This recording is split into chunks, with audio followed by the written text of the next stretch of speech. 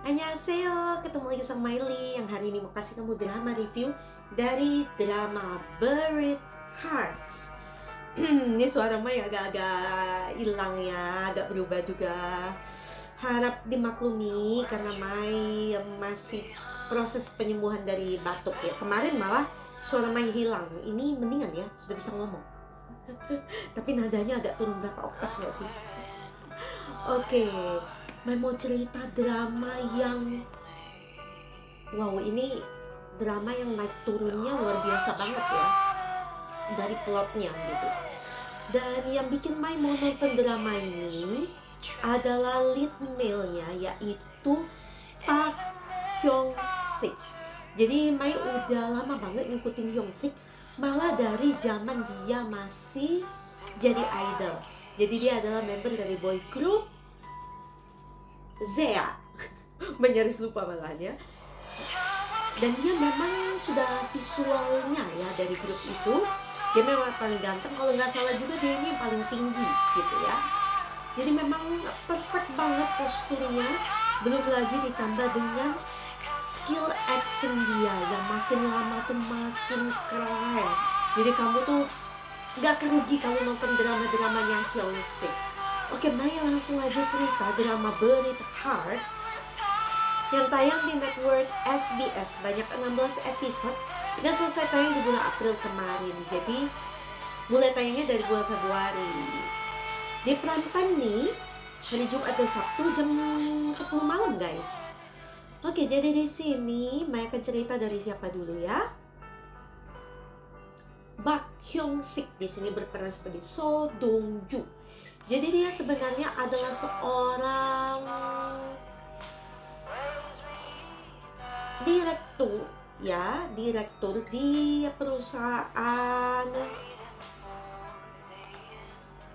Dongju di Daesan Energy ya kalau nggak salah. Tapi dia lebih ke gini ya. Dia disebut direktur So, tapi sebenarnya dia lebih menjadi sekretaris dari si presiden. Di sini gimana kalau dia bilangnya ya? Harap maklum, Mai pakai bahasa Inggris soalnya ya.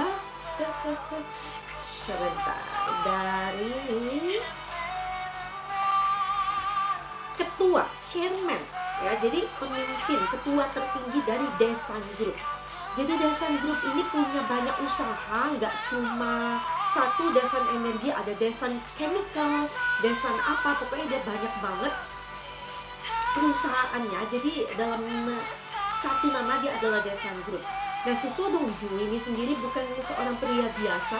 Jadi dia punya kemampuan, kemampuan yang dia melihat sesuatu itu sekali saja terus dia bisa langsung ingat kayak gitu ya. Jadi si Dong Ju ini begitu dipercaya oleh chairman Cha Gang Chon. Jadi segalanya dipercaya kepada Dong Ju sampai ke password untuk berbagai berangkas ya.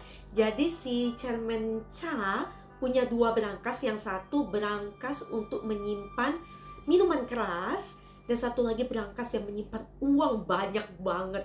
Mai mikir ya, Mai kalau punya uang sebanyak ini Mai mau apain gitu ya. Karena dia punya berangkas gede banget, isinya itu dolar dan emas-emas batangan. Wih, emas murni gitu. Jadi kayak dia membuat Mai halu juga ya. Tapi sebenarnya Mai nggak perlu sih sebanyak itu ya. Kayaknya satu box dari di dalam berangkas itu, satu box aja isinya uang dolar itu kayaknya Mai udah cukup. Atau yang emas ya. Kita berhalu bersama, oke? Nah, jadi si Dong Ju ini begitu dipercaya, dan dia pantas sih dipercaya karena dia memang kerjanya top notch banget.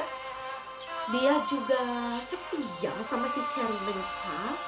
Jadi tidak pernah ada kerjaan dia yang tidak beres gitu ya. Jadi dia sering keluar masuk rumah keluarga Cha, saking dia dipercayanya itu.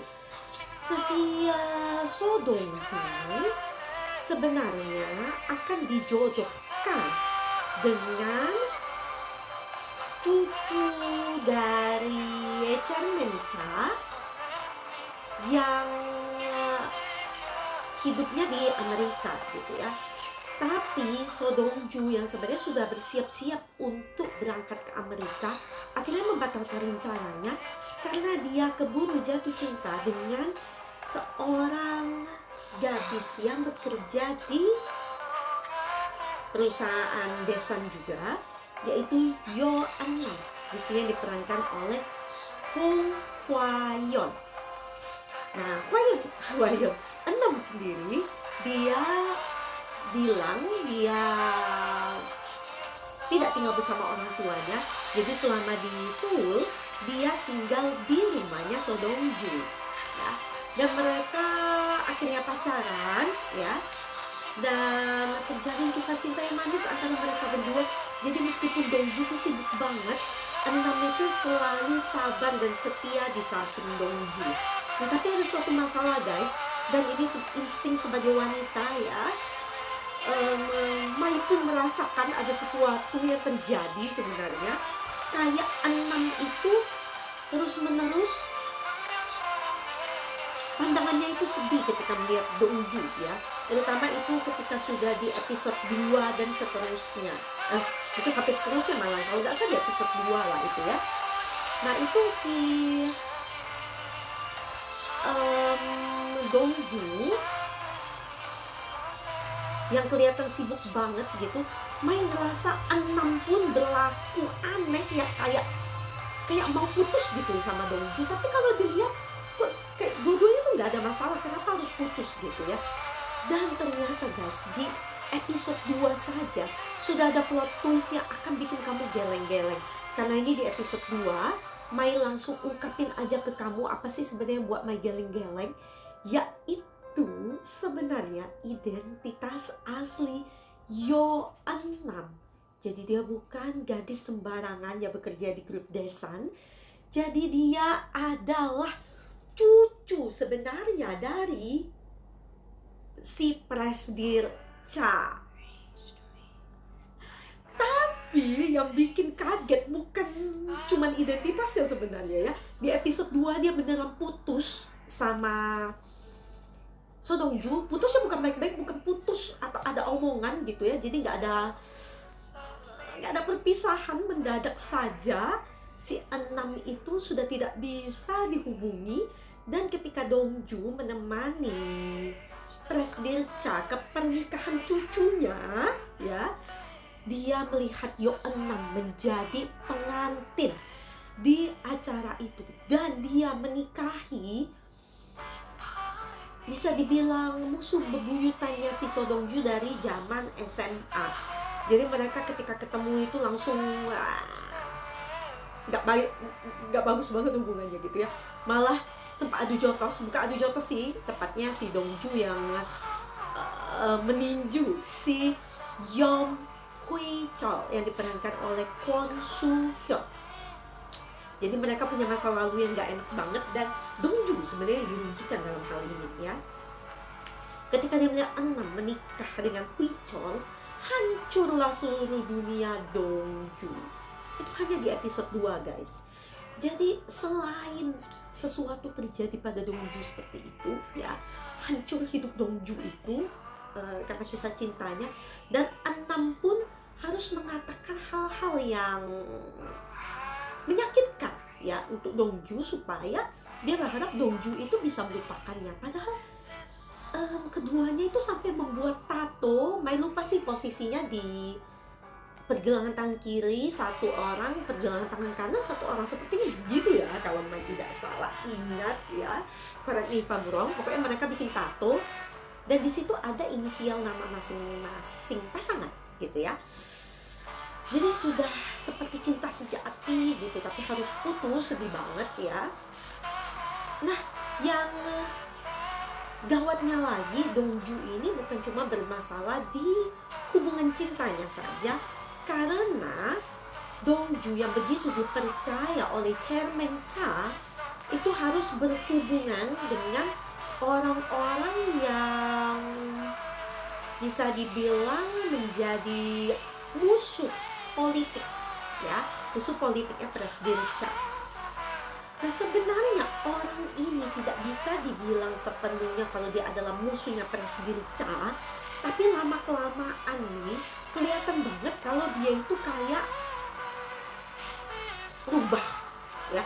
Kok kalau kayak rubah, ya pertamanya kayak baik gitu, tapi dari awal feeling Mai itu udah gak enak banget sama orang ini.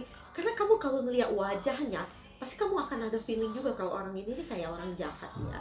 Jadi dia adalah Yom Jang Son yang diperankan oleh Ho Jun Ho. Dia aja mukanya, ya, itu kayak something doesn't feel right gitu, ya. Dan yang ada satu kenyataan lagi, si Yom Jang Son ini adalah kakek dari Yom Hui Chol. Sudah tahu kan marganya sama Yom. Jadi yang istilahnya membackingi permasalahan antara Dongju dan Hui Chol ketika mereka SMA, yang Mai bilang tadi si Dongju dirugikan dalam permasalahan mereka ketika SMA ini, ya. Itu adalah si kerjaannya si kakek ini sebenarnya, ya. Baik. By the way, ya, ini soundtracknya juga keren banget loh. Salah satu soundtracknya malah diisi oleh Lee Chang-sop B2B, tapi bukan yang ini sepertinya, ya. Bagaimana mungkin Mai tidak mengenal suara Chang-sop, ya kan? Nanti, ya. Oke. Nah, jadi dia ini makin lama kok makin serakah nih orang, ya, Yom Jang Son ini. Tapi dia juga bukan orang biasa, jadi dia memang punya pengaruh yang besar di dunia politik juga, guys. Jadi si Jang Son ini punya backing, ya, yang disebut sebagai elder. Siapakah si elder ini? Nanti kamu cari tahu sendiri ketika nonton dramanya. Dan tampang si elder ini sering berkeliaran di drama-drama Korea, terutama yang ada hubungannya dengan politik. Jadi orang ini lebih sering peran antagonis kayaknya. Peran protagonis pernah sih, tapi seringannya peran antagonis, ya. Kamu akan bilang, muka ini lagi. That's right, ya. Malah muka-muka orang yang di drama ini kamu akan sering lihat gitu. Nah, jadi Jang Son ini lama-lama menggigit Presiden Cha gitu. Dan bukan cuma satu musuh saja, ada satu musuh dalam selimut sebenarnya yang ada di keluarga Cha, yaitu menantu dari Cha Gang-chon, yaitu Ho Il-do yang diperankan oleh Lee Hae-yong. Kamu akan sebel banget juga melihat muka dia, karena dari awal kamu akan merasa bahwa dia ini jahat. Menjelasa gitu dari awal, ya. Tapi kamu lihat sendiri nanti sepak terjangnya seperti apa gitu, ya. Nah, dia ini adalah menantu dari putri pertama Presiden Cha. Presiden Cha punya 2 putri. Yang pertama adalah Cha Duk-hee dan yang kedua adalah Cha Kuk-hee. Yang dua-duanya sebenarnya ambisius banget, ya. Nah, Ho Il-do ini sangat ambisius dan dia mengincar posisi presiden dari Daesang Group, gitu, ya. Nah, jadi Ho Il-do dan Cha Duk-hee ini adalah orang tua dari Yo Eun-nam. Tapi Ho Il-do ini bukan ayah kandung dari Yo Eun-nam, melainkan hanya ayah tiri. Jadi ayah kandung dari Yo Eun-nam itu diduga oleh Yo Eun-nam meninggal karena ulah Ho Il-do. Jadi pada suatu kejadian ketika Eun-nam itu masih kecil gitu, ya, Ho Il-do itu adalah satu-satunya yang selamat ketika terjadi sebuah kecelakaan mobil yang melibatkan seorang anak kecil, ya, apanya Eun-nam dan juga oma dari si anak kecil itu, gitu, ya. Tapi hanya Ho Il-do yang selamat. Jadi Eun-nam terus dihantui bahwa kematian apanya ini karena kerjasama antara Ho Il-do dan juga omanya. Karena setelah itu mereka menikah gitu. Jadi Eun-nam ini punya kepercayaan sendiri di dalam otaknya gitu, ya. Dan dia tidak suka dengan kedua orang tuanya ini. Nah, ceritanya ini masih banyak banget guys. Mai nggak akan bisa cerita sampai selesai gitu ya, kecuali kamu nonton sendiri. Jadi yang bikin ceritanya itu makin ke puncak ya, itu adalah ketika So Dong Ju yang hatinya sakit ya, dia akhirnya memutuskan untuk berlibur sebenarnya ya, berlibur ke sebuah kapal pesiar. Tapi di sana ya, dia saat itu sudah punya banyak musuh ya, dia hampir dibunuh oleh Yong Jang Son. Jadi untuk menyelamatkan nyawanya nih, si So Dong Ju menyimpan password dari akun bank Swiss yang dimiliki Yong Jang Son. Jadi itu ada di otaknya Dong Ju gitu. Untuk menyelamatkan diri ya, dia terpaksa mengganti password itu, dan hanya dia yang tahu password yang baru. Dan Ho Il-do itu begitu berkeinginan untuk membunuh So Dong Ju karena dia juga diprovokasi oleh Yong Jang Son. Dan juga Ho Il-do tidak suka pada Dong Ju yang terus-menerus mengejar Enam, meskipun Enam sudah menikah dengan Hui Chol. Jadi dia juga, Il-do juga berpikir bahwa Dong Ju ini akan menjadi batu sandungan dia untuk meraih posisi dia menjadi seorang presiden di Daesan Group nanti ya, karena Presiden Cha itu begitu mendengarkan So Dong Ju gitu ya. Jadi dia ingin menyingkirkan So Dong Ju. Dan ketika di kapal pesiar itu ada yang menembak So Dong Ju. Tapi nih spoiler buat kamu guys, Dong Ju nggak mati, tapi dia hanya hilang ingatan. Tapi spoiler lagi buat kamu guys, Dong Ju itu sebenarnya cepat banget mendapatkan kembali ingatannya. Tapi dia harus berpura-pura hilang ingatan gitu untuk menjebak semua musuhnya. Dan ini adalah drama yang plotnya, Mai bilang tadi naik turun ya, tapi bukan naik turunnya kayak gini ya, seru, oh enggak seru, enggak seru, bukan kayak gitu, kayak gini ya, seru banget, turun dikit karena cuman mau bikin kamu penasaran aja gitu ya, terus naik lagi, turun dikit lagi, naik terus. Pokoknya ini akan bikin kamu tuh heart racing gitu ya, dengan semua ketegangannya. Betapa So Dong Ju itu ya, Mai lupa, apakah Mai pernah nonton drama yang lead male-nya itu begitu sering hampir mati, dan begitu banyak orang yang menginginkan dia mati, dan begitu banyak cara ya yang dibuat orang-orang ini supaya dia itu mati. Luar biasa sekali So Dong Ju dari episode 1, enggak sih, semenjak dari kapal pesiar itu sampai episode terakhir itu hampir mati terus ya, kayak kasihan banget. Jadi di sini juga Mai melihat suatu perubahan karakter dari Dong Ju ya, yang dia hanyalah seorang pemuda yang penuh dengan cinta, penuh dengan dedikasi terhadap atasannya. Akhirnya dia berubah menjadi seseorang yang penuh ambisi ya. Awalnya memang dia berambisi, tapi ambisinya itu pure ambisi anak muda ya, yang ingin meraih suatu posisi di suatu perusahaan ya. Tapi akhirnya dia berubah menjadi seorang yang ambisius karena dia harus mempertahankan nyawa dia. Dia nggak mau mati guys, siapa sih yang mau mati, bunuh orang gitu ya. Dan dia sampai memutar otaknya sedemikian rupa, otaknya yang sudah pintar itu, untuk menghindari kematian dan juga untuk melindungi orang-orang yang dia kasihi. Jadi dia harus, bahkan ya, di satu sisi kamu akan merasa bahwa sebagai lead male dia tidak sepenuhnya protagonis. Jadi kayak he is such a kind of villain too kalau menurut Mai ya. Tapi dia terpaksa menjadi villain itu karena keadaan yang memaksa dia untuk seperti itu. Jadi kayak wow, kayak kamu harus nonton drama ini ya. Mai nggak bisa mendeskripsikan betapa Mai ingin membela Dong Ju, kenapa dia berubah menjadi seperti itu. By the way, ini lagu yang dinyanyikan oleh Lee Chan-sok dari B2B, I'll Wait For You. Exactly, ini suaranya Chan-sok. Gak bisa bohongin itu ya. Jadi hal-hal yang Dong Ju lakukan itu kamu akan mengerti, kamu akan memahami pada akhirnya gitu ya. Kamu harus nonton dramanya.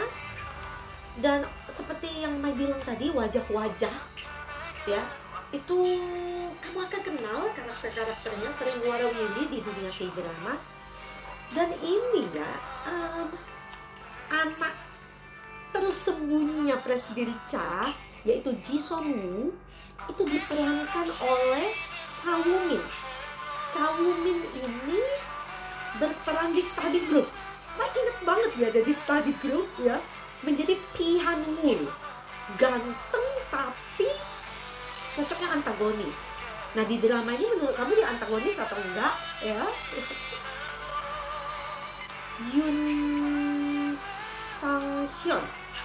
Sang Hyun ini ada di drama Family by Choice ya, sebagai Lee Jun Ho. Family by Choice. Ini Yoon Sang Hyun di sini berperan sebagai Ho Tae Yoon, menjadi adiknya Yeon Nam. Jadi dia ini anak yang benar-benar dari Ho Il Do dan Cha Do Ki ya. Jadi adik tirinya Yeon Nam gitu ya. Wajah-wajah yang kamu nggak asing, kamu nggak akan asing, percayalah ya.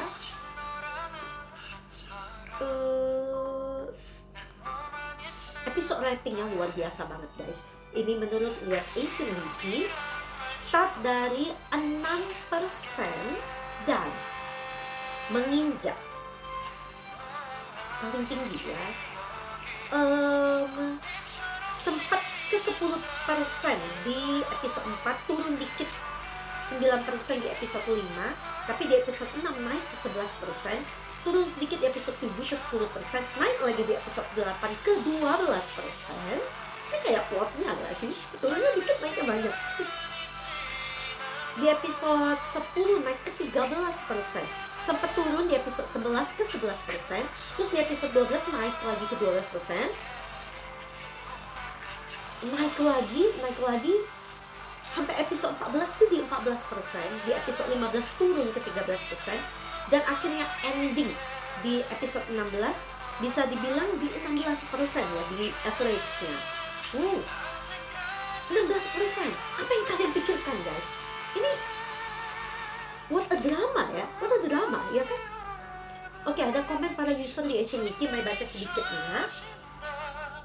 Nah, endingnya I'm agree sama user yang satu ini ya. At first I felt that the ending was unsatisfying and that it needed a season 2 because I felt like the story had just reached its climax when blank blank blank killed blank blank blank. Ya. Nah, entah ya, ini apakah kita butuh season 2? Mungkin bisa jadi ada yang bisa dikembangkan ya kalau ingin jadi season 2. Mai bisa menulis skripnya kalau mau. Bisa banget Mai nulis skripnya ini ya, karena masih fresh ya. Season 2-nya bisa Mai bikin seru. Tapi kalaupun ini mau benar-benar ending di satu season, itu bisa juga. Tapi Mai merasa gini ya, endingnya ini membuat Mai pikir, apa? Endingnya seperti ini? Kayak kok begini gitu loh. Jadi endingnya itu membuat Mai itu feel uneasy gitu ya, kayak Mai ngerasa hampa.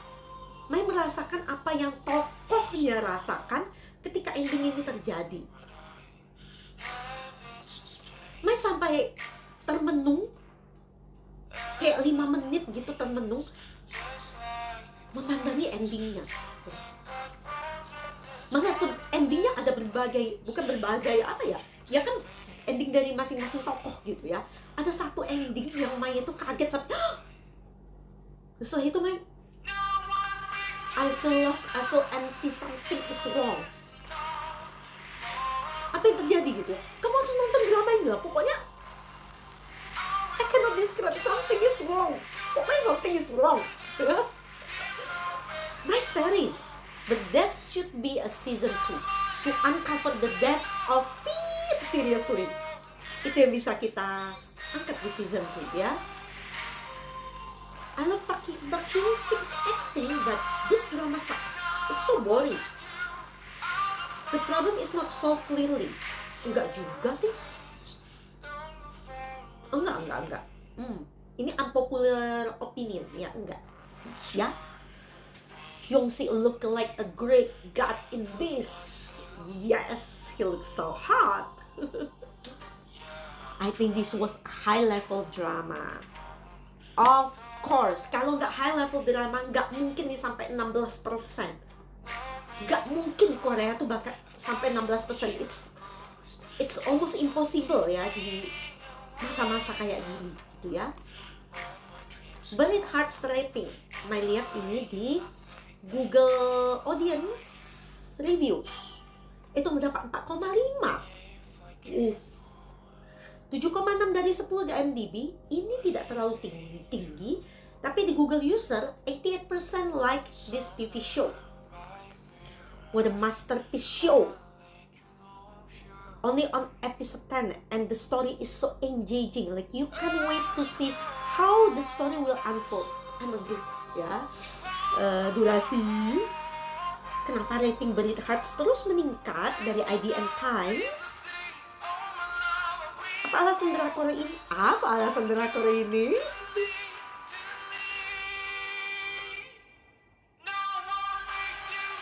Centered around a massive political / fun and the intertwined fates of two men. Siapa sama siapa? Wah, gila banget ini. Ini ya, takdirnya ini luar biasa sekali antara dua orang ini. Kayak gila, sakit hati kamu ya.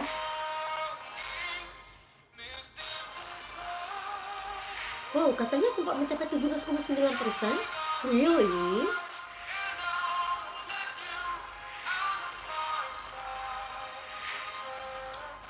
Tapi di My Drama List ya katanya it forgot to pack the emotional punch and compelling storytelling. Why? Ends on a high note. Gain momentum with each episode. It is really. Oh ya, jadi memang Undercover High School waktu itu ya bersaing dengan Buried Hearts. Jadi memang that's hard ya.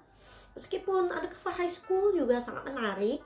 Baru aja Mai bikin reviewnya, jangan lupa kamu cek ya. Oke. Ini durasinya udah mau habis ya. Jadi maaf banget nih Mai nggak bisa cerita banyak ya. Ini kayak kalau Mai cerita banyak ini bakal bukan review lagi, kayaknya Mai cerita aja semuanya gitu ya. Mai udah sampaikan beberapa tadi yang menjadi poin-poinnya di drama ini ya. Jadi menurut Mai ini drama yang kamu nggak bisa lewatin banget. User Asian Wiki memberikan drama ini rating sebesar 90. Dan Mai sendiri akan kasih drama ini rating sebesar, untuk drama yang tidak ada tapinya ini, Mai akan kasih drama ini rating sebesar 94. Jadi salah satu drama dengan rating tertinggi yang Mai berikan ya. Jadi wajib banget kamu nonton drama Buried Hearts. Oke, untuk saat ini Mai lagi nonton drama When Life Gives You Tangerine ya, di episode 5. Kayaknya bakal selesai minggu depan. Tetap semangatin Mai. Tinggalin jempol kamu di drama review Mai yang lewat di timeline kamu. Jangan lupa kamu subscribe ke channelnya Mai. Dan juga share link drama review Mai ke sesama K-drama lovers yang lainnya. Tetap semangatin Mai ya, dengan kasih banyak jempol kamu. And see you at the next K-drama review by Miley. Annyeong!